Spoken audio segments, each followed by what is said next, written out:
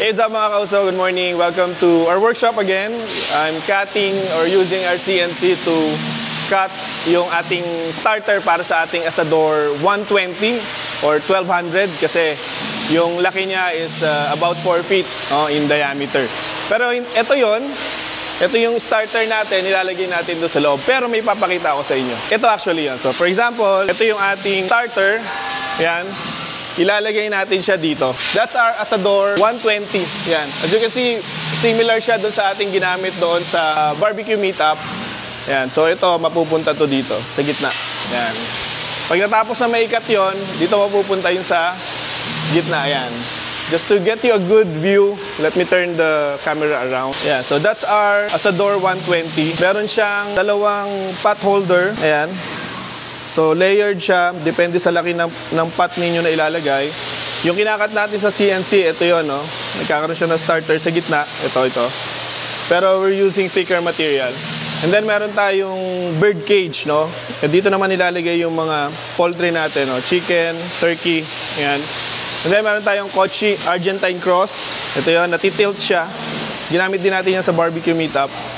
And then we also have this steel plate or hot plate where you can cook and sear yung inyong mga vegetables and other meats. Meron din tayong sauce holder, no? Kung meron kayong mga maliliit na cast iron pots, you can use this para painitin yung inyong mga sauces. And then yung ating grate. Ayan. And then syempre may mga hang rod tayo dito. May mga S-hooks tayo ginagawa pa. No? I mean, hindi lang nakalagay. Pero everything is removable. Ayan. And then, meron tayo ditong skewer, no? Churrasco skewer. Ito yung churrasco natin. Pwede silang maglagay ng meat dito and then they can turn the skewer, no? For example, they have picanha, pwede nilang ipaikutin dito. Of course, meron siyang wheels, no? Kabilaan, meron tayong gulong.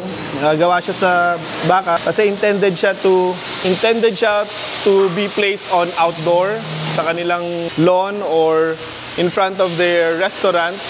So ito yung magiging centerpiece nila, parang Asador style grilling. Ayan. Alright, so yeah, itong unit na to papunta sa Siargao. No, doon nila ipa-fire up to sa kanilang garden or open outdoor area, grilling area. And for sure, this will be a head turner doon sa kanilang restaurant. No? Alright, so if you want this, if you want to build like this, makapal siya, no? Gamit sa kanya is 1/4 inch stick. So if you want this, just drop us a message and we'll be happy to line up the build for you. At yeah, natin, no? Let's just add flair doon sa inyong mga restaurant. Alright, thank you for watching and smoke on!